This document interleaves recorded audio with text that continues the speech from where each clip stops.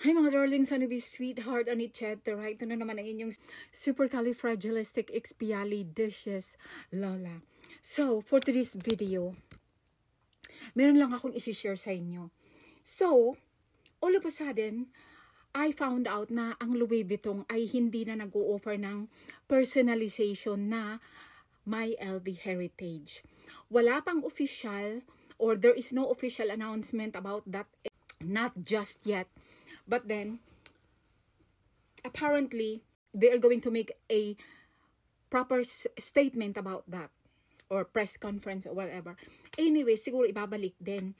What all I have known was 3 years ago or more, even more than that, they abolished the world tour personalization. So, ang world tour dati, you can choose your initial or your name, tapos may stickers, ilalagay mo. In my case, I choose this one. Ayan, nakita niyo may Christy dyan, no?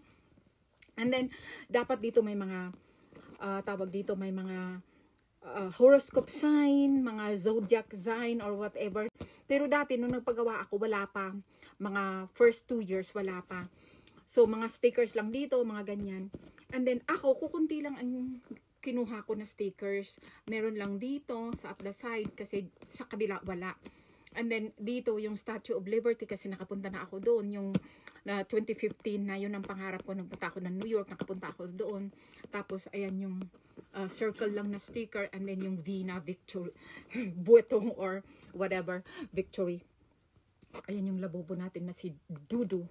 So ito po ay Makassar. So ang kanyang loob is cherry red or whatever, and then meron akong insert na nilagay. Tapos ito po ay may bandolier or strap.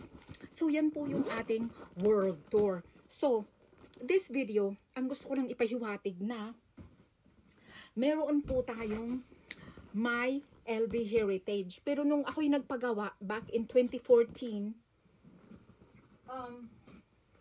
ano pa po yan, my monogram, sa French, monogram, ganon. Sa English naman, my monogram daw ko, no? So, ito yung kauna-unahan kong pinagawa. Yan po ay French blue at saka black. So, gaya ng sinabi ko, mayroon po akong tatlo na speedy na monogram or my monogram na yung my monogram, pinalitan ulit nila like 2 or 3 years ago ng My LV Heritage. Ayan. So, hindi ko na naabutan yung My LV Heritage na era kasi hindi ako nagpagawa doon. Kasi yung sa akin sa mga noon-noon pa talaga, like I said, 2014 and then 2015 po itong dalawa. These two are Speedy 35. Ito naman ay Speedy 30. Katulad ng aking world tour. Naku, naha-hyper na naman tayo. So, itong ating charm, I bought this in Luxembourg sa La Dorie na macarons, ganun. So, ito po ay pop pink na may French blue. Ang side, yung ating stripe. Kasi you can choose your stripe. Meron ding paganyan na slanting, may paganyan din, at saka may hati din na ganyan. Basta ganun yung mga choices dati. So, yan po yung ating Speedy 35. Ang kanyang lining po, ang pinili ko, syempre, ang pop pink. At saka yung ating insert ay pop pink din. So, gagamitin ko to pagpunta ko ng Chicago. Kasi hindi naman po na nagagamit itong mga to. Kasi maraming mailalagay dito. Ito naman, dahil Hermes orange. So, ang pinili ko dito ay orange. And tawag dito French blue. Ayan, CC. Ang sa loob naman, ang kanyang lining is, ang insert ko ay pop pink. Kasi binili ko lang po yan sa, basta kung anong website. Tapos, ginawang ko yan ng shaper. Meron din tayong Neverfull na monogram. Ayan. Ay, wait lang. So, ito po yung ating Neverfull GM. Kasi pang travel ko talaga to dahil maraming na ilalagay. Pero ngayon dahil nagka-problema ako sa left shoulder ko, hindi ko na siya masyadong ginagamit dahil mabigat. Ayan, meron pong pouch sa loob na may sisi din po. Dito naman, ay, ang ginamit ko ay green, Irish green siya. And then, meron din po tayong insert. Basta ito ay GM, marami pong mailalagay. Kaya, like I said, mabigat. So, pag ganyan po yan, sa likod, wala. So, yun lang po ang ibig kong sabihin na wala na po ang My LV heritage na personalization ng Louis Vuitton.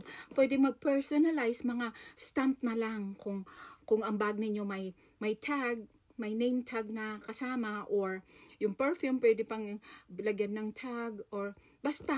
Kaya yun nakakapagtaka, di ba? Kung anong nakakain ng Louis Vuitton na padalos-dalos na lang sila. Basta yan ang ating mga monogram hanggang sa naging My LV heritage. Ano ba kaya? Louis Vuitton doesn't know what he wants. He na lang ang gamit natin kasi si Bernard Arnault na may-ari ng LVMH o ng Louis Vuitton. Ewan ko kung siya ang nagde-decide o Board of Justice or board niya. Basta yan po ang ating My LV or Mong monogram or My monogram collection. Ayan. Nakakatuwa. So, yun lang. Para update po kayo mga darlings, diba? Wala na pong personalization na Nagkaroon pa nga ako dati ng ng yung mini pouch. Ayan, Ayan. Yung ating mini pouch na My LV heritage. So, yun lang. Babos, ingat. Ako'y paalis na. Pupunta ako basta, may pupuntahan ako. Bye-bye!